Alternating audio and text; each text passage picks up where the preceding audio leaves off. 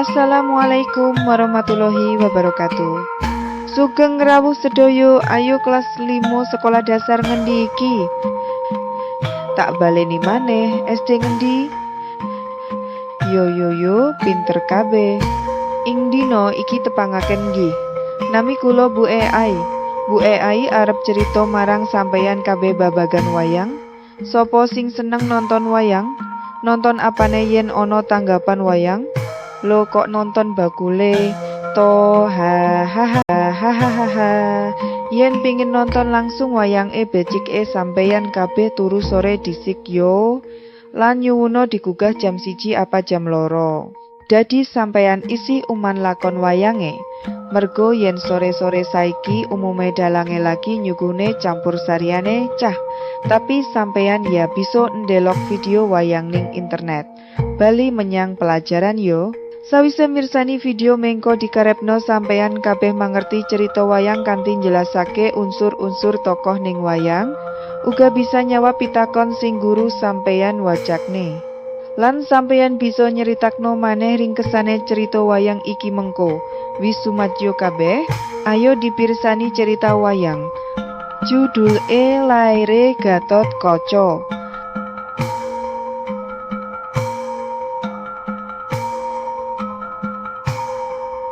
Nalika kuwi swasana bungah lan kuwatir nyawiji ing batine para Pandhawa 5. Pandhawa 5 yaiku 5 pawongan satriya yaiku Puntadewa, Werkudara utawa Bima, Arjuna lan si kembar Nakula lan Sadewa. Dewi Arimbi garwane Werkudara nembe nglairake. Jabang bayine mau wujude ora bagus. Duwe rai buta, kulit ireng meles, swarane kaya sepur liwat mata mendolo. Ning senajan ngono tetep tulus ditresnanani. Luwih ngumunake maneh, sanajan wis ngancik umur setahun, arine isih nempel ing awake, durung bisa pedhot. Bayi raseksa iku banjur diwenehi jeneng Ketuga. Ing kahanan kang sarwa mbingungake, Prabu Kresna ngutus Arjuna supaya tapa brata ing pucuk Gunung Semeru. Nyuwun pitulung marang para dewa kanggo mrantasi perkara kang ngridu kulawarga Pandhawa. Nanging ing wektu kang bebarengan ing pertapan kang sepi liyane, Karna, senopatine Kurawa kang sekti, uga lagi nglakoni semedi. Kekarepane yaiku nduweni senjata pusaka kang bisa ngalahake mungsuhe. Kasucian lan kefasyukan semedi kang dilakoni Arjuna nggawe goncanging kahyangan. Para dewa kaget lan ngerti yen ana krentep ati kang luhur kang lagi diaturake. Bathara Guru banjur ngutus Bathara Narada kanggo mudhun menyang Ngarkapada, menehake pusaka kang ampuh kanggo medhot tali pusare bayi raseksa mau. Pusaka kasebut asmane Kuntawijaya Danu. Nanging pesti saka Gusti kadangkala nemahi lakon kang ora bisa dijangka.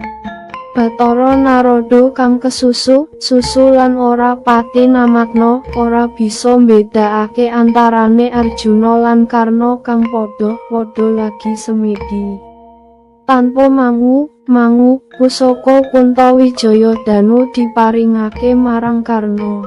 Ngerti lelakon kuwi banjur Arjuna kanthi sabar lan tatak nemoni Adipati Karna. Kanthi andhap asor, Arjuna nyuwun pusaka Kuntawijaya Danu. Nanging Karna kang wis kasengsem karo kasektening pusaka kasebut ora gelem menehake. Sulaya rembug banjur dadi Pancakara, nganti pungkasane dadi perang tanding kang rame.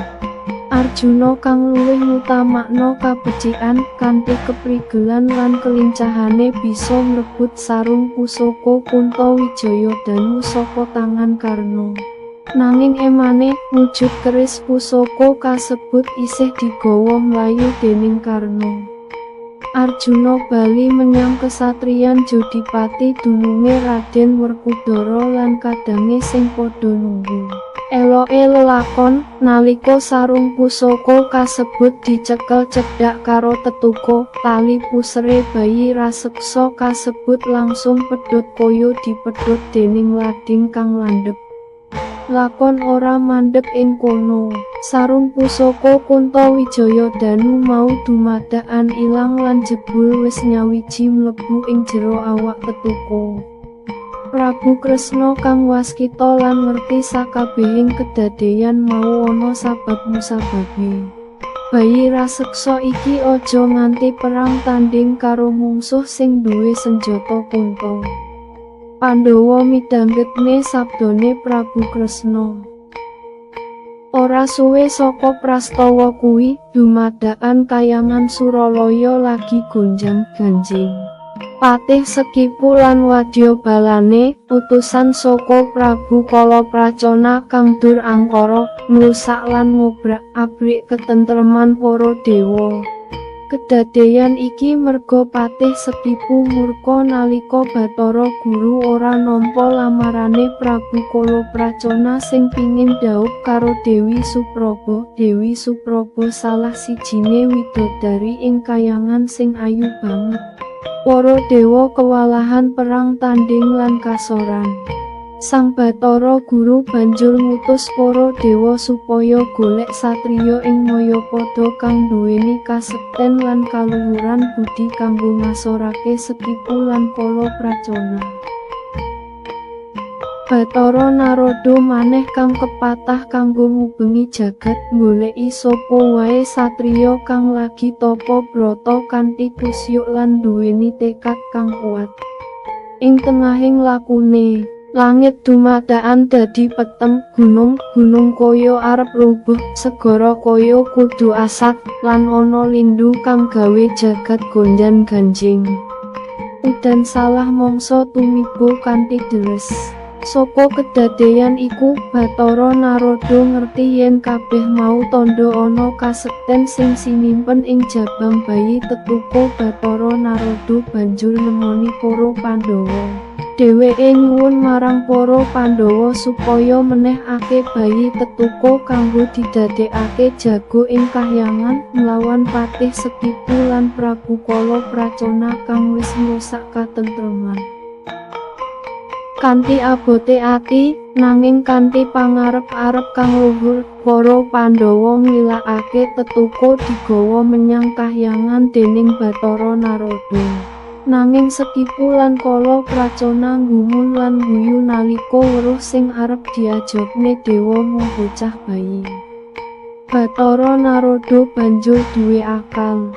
Dheweke nggawa tetuko marang Pandhe Wesi kahyangan kang misuwur ampuh, yaiku Empu Ramadi. Sang empu kanthi kasektene banjur mbudidaya amrih saktine tetuko. Bayi raseksa kasebut dilebokake ing kawah candra dimuka bebarengan karo maneka warna pusaka kang ampuh. Sawise lumebu ing kawah suci, wujude tetuko owah dadi nom-nomen bagus lan gagah prakasa, otot kaya kawat, balung kaya wesi, lijine kaya gunting, telapakane kaya pacul kang kuwat, lan kulite kaya tembu. Nanging emane dheweke durung bisa ngomong. Para dewa banjur ngupaya usada tetuko nganti bisa micara. Wiwit iku, tetuko diwenehi jeneng anyar kang luwih gagah, yaiku Gatutkaca. Bathara Guru banjur paring busana pusaka marang Gatutkaca. Sing sepisan caping Basunanda, kang ndadekake dheweke ora teles nalika udan lan ora kepanasen nalika terik srengenge. Kaping pindho yaiku Kotang Antakusuma kang bisa nggawa dheweke mabur tanpa swiwi.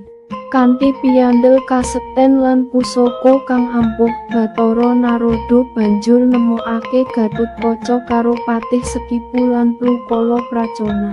Perang tanding kang rame lan gegirisi ora bisa diendani. Kabeh dewa lan dewi padha nyawang kanthi was-was lan pangarep-arep. Pungkasaning crita Gatotkaca bisa ngalahne Kalapracana sakwadya balane.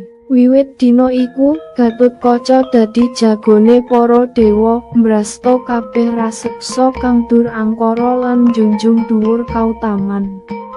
Tansah njaga pepundhene yaiku para Pandhawa saka upaya licike Kurawa langsung puni. Gatotkaca satriya ing pringgodani. Otot kawat balung wesi, kulit tembaga. Satriya kang pinunjul, jagone para dewa.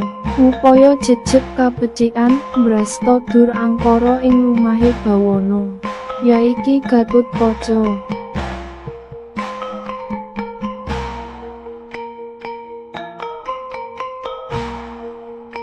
Nah, mangkono maucah video saka Bu AI. Matur nuwun Pak Guru utawi Bu Guru kelas gangsal.